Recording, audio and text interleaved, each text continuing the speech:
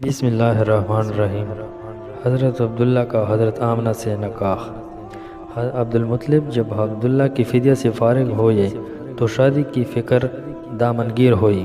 قبیلہ بنی زہرہ جو شرافت نسبی میں ممتاز تھا، اس میں وہب بن عبد مناف کی صاحبزادی سے جن کا نام آمنہ تھا اور اپنے چچا وہب بن عبد مناف کی زیر تربیت تھی، ان سے حضرت عبداللہ کے نکاح کا پیام دیا، اور خود وہب حضرت آمنہ کے چچا کی صاحبزادی جن کا نام حالہ تھا، ان سے عبد المطلب نے خود اپنے نکاح کا پیغام دیا۔ ایک ہی مجلس میں دونوں نکاح پڑھے گئے۔ حضرت حمزہ رضی اللہ انہی کے بطن سے ہے، جو رشتہ میں چچا بھی ہے اور رضائی بائی بھی۔ ابن عباس فرماتے ہیں کہ جب عبد المطلب اپنے فرزند عبداللہ کو نکاح کے لیے لے کر چلے تو راستہ میں ایک یہودی عورت پر گزر ہوا جس کا نام فاطمہ بنت عمر تھا، اور تورات و انجیل وغیرہ سے بخوبی واقف تھی۔ حضرت عبداللہ کے چہرے میں نور نبوت دے کر اپنی طرف بلایا اور یہ کہا، میں تجھ کو 100 اونٹ نظر کروں گی۔ حضرت عبداللہ نے جواب میں یہ اشعار پڑھے، حرام کے ارتکاب سے موت آسان ہے، اور ایسا فعل بالکل حلال نہیں جس کو مارج ظہور میں لا سکو، یعنی جس ناجائز عمل کی تو طلبگار ہے وہ مجھ سے کیسے ممکن ہے۔ کریم النفس آدمی تو اپنی آبرو اور اپنی دین کی پوری حمایت اور حفاظت کرتا ہے۔ حضرت عبداللہ جب حضرت آمنہ سے نکاح کر کے واپس ہوئے تو واپسی میں پھر اسی عورت پر گزر ہوا تو اس نے دریافت کیا کہ اے عبداللہ، تم یہاں سے جانے کے بعد کہاں رہے؟ حضرت عبداللہ نے کہا کہ میں نے اس عرصہ میں وہب بن عبد مناف کی صاحبزادی آمنہ سے نکاح کیا، اور ان نکاح کے بعد 3 روز وہاں قیام کیا۔ اسی یہودی عورت نے سن کر یہ کہا کہ واللہ میں کوئی بدکار عورت نہیں، تمہارے چہرے میں نور نبوت کو دیکھ کر یہ چاہا تھا کہ یہ نور میری طرف منتقل ہو جائے، لیکن اللہ نے جہاں چاہا وہاں اس نور کو ودیعت رکھا۔ واقعہ اصحاب فیل۔ حضور صلی اللہ علیہ وسلم کی ولادت سے 50 یا 55 روز قبل اصحاب فیل کا واقعہ پیش آیا، جو سیرت اور تاریخ میں معروف اور مشہور ہے، اور قرآن کریم میں اس کے بارے میں ایک خاص صورت نازل ہوئی۔ مختصر یہ ہے کہ نجاشی شاہ حبشہ کی جانب سے یمن کا حاکم ابرہہ نامی تھا۔ جب اس نے یہ دیکھا کہ تمام عرب کے لوگ حج بیت اللہ کے لیے مکہ مکرمہ جاتے ہیں اور خانہ کعبہ کا طواف کرتے ہیں، تو اس نے یہ چاہا کہ عیسائی مذہب کے نام پر ایک عالیشان عمارت بناؤ جو نہایت مکلف اور مرصع ہو، تاکہ عرب کے لوگ سادہ کعبہ کو چھوڑ کر اس مصنوعی پرتکلف کعبہ کا طواف کرنے لگے۔ چنانچہ یمن کے دارالسلطنت مقام صنعاء میں ایک نہایت خوبصورت گرجا بنایا۔ عرب میں جب یہ خبر مشہور ہوئی تو قبیلہ کنانہ کا کوئی آدمی وہاں آیا اور پاخانہ کر کے بھاگ گیا۔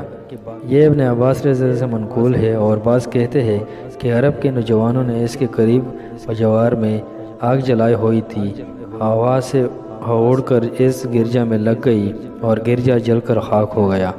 ابرہہ نے غصہ میں آ کر قسم کھائی کہ خانہ کعبہ کو منہدم اور مسمار کر کے سانس لوں گا۔ اسی ارادہ سے مکہ پر فوج کشی کی۔ راستہ میں جس عرب کے قبیلہ نے مزاحمت کی، اس کو تحقیق کیا یہاں تک کہ مکہ مکرمہ پہنچا۔ لشکر اور ہاتھی بھی ہمراہ تھے۔ اطراف مکہ میں اہل مکہ کے مویشی چرتے تھے۔ ابرہہ کے لشکر نے یہ مویشی پکڑے، جن میں 200 اونٹ حضور صلی اللہ علیہ وسلم کے دادا عبد المطلب کے بھی تھے۔ اس وقت قریش کے سردار اور خانہ کعبہ کے متولی عبد المطلب تھے۔ جب ان کو ابرہہ کی خبر ہوئی تو قریش کو جمع کر کے کہا کہ گھبراؤ مت، مکہ کو خالی کر دو۔ خانہ کعبہ کو کوئی منہدم یعنی گرا نہیں سکتا، یہ اللہ کا گھر ہے، وہ خود اس کی حفاظت کرے گا۔ بعد ازاں عبد المطلب چند روسا قریش کو لے کر ابرہہ سے ملنے گئے۔ اندر اطلاع کرائی، ابرہہ نے عبد المطلب کا نہایت شاندار استقبال کیا۔ حق جل شانہ نے عبد المطلب کو بے مثال حسن و جمال، عجیب عظمت و ہیبت اور وقار و دبدبہ عطا فرمایا تھا، جس کو دیکھ کر ہر شخص مرعوب ہو جاتا تھا۔ ابرہہ عبد المطلب کو دیکھ کر مرعوب ہو گیا اور نہایت اکرام و احترام کے ساتھ پیش آیا۔ یہ تو مناسب نہ سمجھا کہ کسی کو اپنے تخت پر اپنے برابر بیٹھائے، البتہ ان کے اعزاز و اکرام میں یہ کیا کہ خود تخت سے اتر کر فرش پر ان کو اپنے ساتھ بیٹھلایا۔ اثناء گفتگو میں عبد المطلب نے اپنے اونٹوں کی رہائی کا مطالبہ کیا۔ ابرہہ نے متعجب ہو کر کہا، بڑے تعجب کی بات ہے کہ تم نے مجھ سے اپنے اونٹوں کے بارے میں کلام کیا، اور خانہ کعبہ جو تمہارا اور تمہارے آباء و اجداد کا دین اور مذہب ہے، اس کے بارے میں تم نے کوئی حرف نہیں کیا۔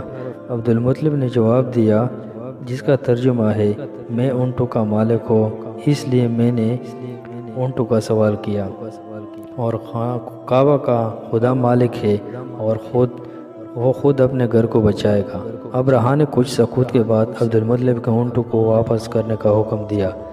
عبد المطلب اپنے اونٹ لے کر واپس آ گئے اور قریش کو حکم دیا کہ مکہ خالی کر دے، اور تمام اونٹوں کو خانہ کعبہ کا نظر کر دیا، اور چند آدمیوں کو اپنے ہمراہ لے کر خانہ کعبہ کے دروازے پر حاضر ہوئے کہ سب گڑ گڑا کر دعائیں مانگے۔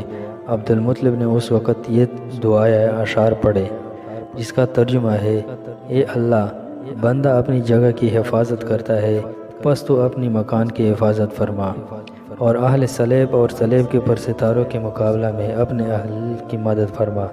ان کی صلیب اور ان کی تدبیر تیری تدبیر پر کبھی غالب نہیں آ سکتی۔ لشکر اور ہاتھی چڑھا کر لائے ہے تاکہ تیرے عیال کو قید کرے، تیرے حرم کی بربادی کا قصد کر کے آیا ہے، جہالت کی بنا پر یہ قصد کیا ہے، تیری عظمت اور جلال کا خیال نہیں کیا۔ عبد المطلب دعا سے فارغ ہو کر اپنے ہمراہیوں کے ساتھ پہاڑ پر چڑھ گئے، اور ابرہہ اپنا لشکر خانہ کعبہ کے گرانے کے لیے بڑھا۔ یکا یک بحکم خداوندی چھوٹے چھوٹے پرندوں کے غول نظر آئے، ہر ایک کی چونچ اور پنجوں میں چھوٹی چھوٹی کنکریاں تھی جو دفعتاً لشکر پر برسنے لگی۔ خدا کی قدرت سے وہ کنکریاں گولی کا کام دے رہی تھی، سر پر گرتی تھی اور نیچے نکل جاتی تھی، جس پر وہ کنکری گرتی تھی وہ ختم ہو جاتا تھا۔ عرض یہ کہ اس طرح ابرہہ کا لشکر تباہ و برباد ہوا۔ ابرہہ کے بدن پر چیچک کے دانے نمودار ہوئے، جس سے اس کا تمام بدن سڑ گیا، اور بدن سے پیپ اور لہو بہنے لگا۔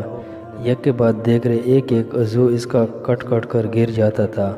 بالآخر اس کا سینہ پھٹ پڑا اور دل باہر نکل آیا، اور اس کا دم آخر ہوا۔ جب سب مر گئے تو اللہ تعالیٰ نے ایک سیلاب بھیجا جو سب کو بہا کر دریا میں لے گیا۔ ابرہہ کی لشکر کشی اور پھر اس کی تباہی اور بربادی کا یہ واقعہ ماہ محرم الحرام میں پیش آیا، جبکہ حضور صلی اللہ علیہ وسلم کی ولادت کا زمانہ بالکل قریب آ چکا تھا۔ اس زمانہ میں جو اس قسم کے خوارق ظاہر ہوئے وہ سب آپ صلی اللہ علیہ وسلم کی نبوت کے ارحاسات یعنی علامات اور نشانات تھے۔ اس واقعہ کے 50 یا 55 روز بعد حضور صلی اللہ علیہ وسلم کی ولادت ظہور میں آئی۔